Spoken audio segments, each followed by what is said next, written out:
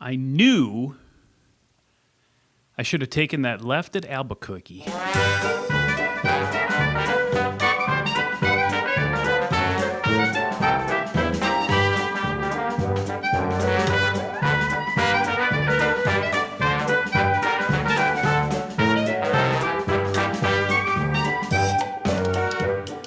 Yeah, nothing like telling the young people that you're still hip and with it, like starting with a quote from Bugs Bunny and some snappy ragtime music.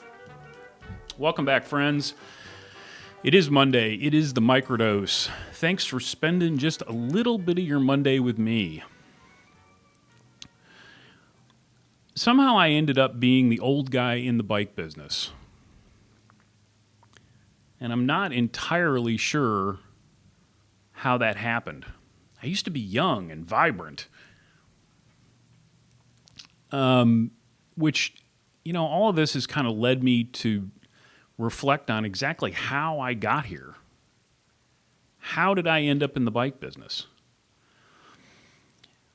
Well, for you young people out there, it's what happens when you get a liberal arts degree and realize your senior year that you don't really want to do what you went to school to do. Let this be a life lesson.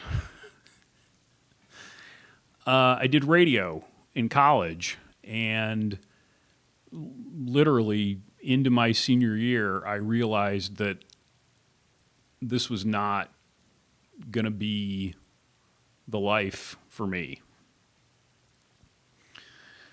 And then I moved to Indianapolis. And I had worked in record stores in my hometown when I was going to school. And so I got a job in a record store. The surefire path to success. And one of the guy that I lived with had gone to Indiana University, which has a bike race every spring they call the Little 500.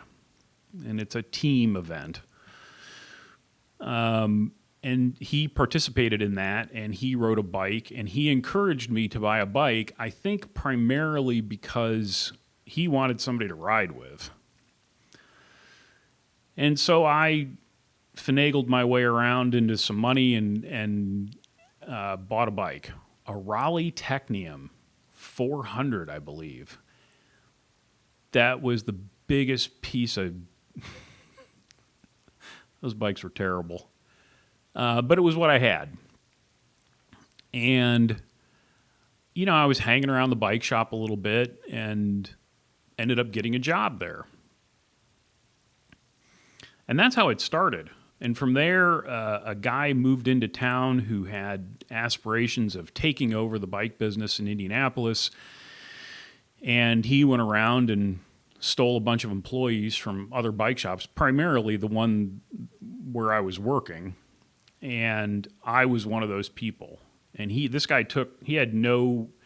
a long history of people buying bike shops that have, one, no retail experience, and two, no experience in the bike business. And so he took a handful of us, 20-something-year-old kids and put us in charge of his bike shop, which was probably not the smartest thing in the world to do, if I'm honest. And he loved to give people titles, too. So at 21 or 22 years old, I was the operations manager of this bike shop. And I learned in about a year and a half all the things that you don't do when you own a bike shop. And I'm pretty sure these, those lessons could be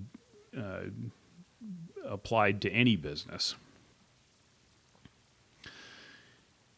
And so then there were a few years that I was not in the bike business. I worked in corporate retail.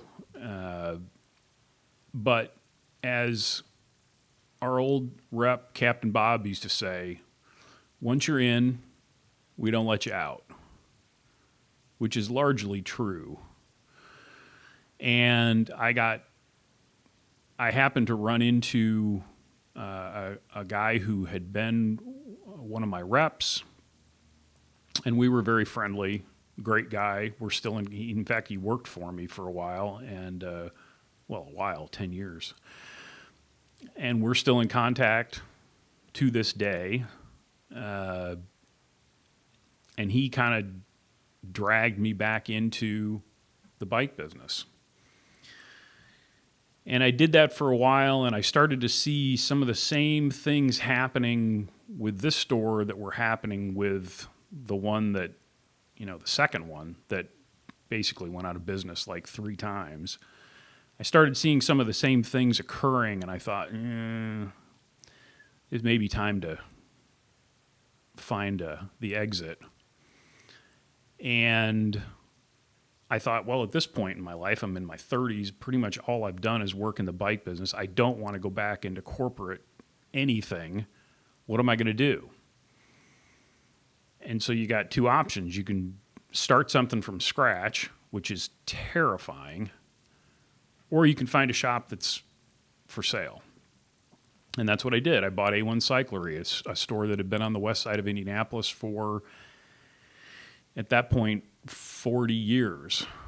And I've told people many times that it's good that I didn't know what I didn't know, because if I had, I may not have gone through with it. I mean, there's all kinds of little things that you learn once you get in there. But I owned that store for 16 years, and for, I would say, roughly half, it was really good. We were selling stuff. I had a group of employees that, a couple of them I knew for, 20 plus years, and one guy that, essentially came with the store, who is one of the best people I've ever met and was there with me until the bitter end. But when that all kind of was, it wasn't tenable anymore. It just wasn't working. The bike business was kind of in free fall in most places, and I had this 9,000 square foot building, and I needed to get out. And thankfully, I was able to sell the building, and we closed the store, and which led me here. And I'm basically doing the things now that I was trying to force in the other store.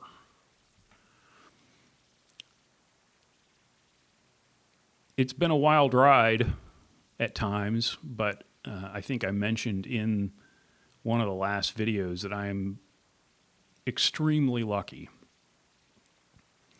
Not only that I get to do the things that I want to do for a living, and I get to communicate with all you nice people, but I've met some truly good people in the time that I've been doing this.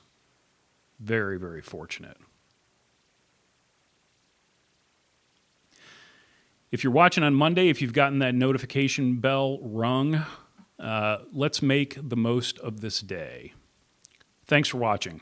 Until next time, be nice, work hard, ride bikes, play music when you can. I'll talk to you soon.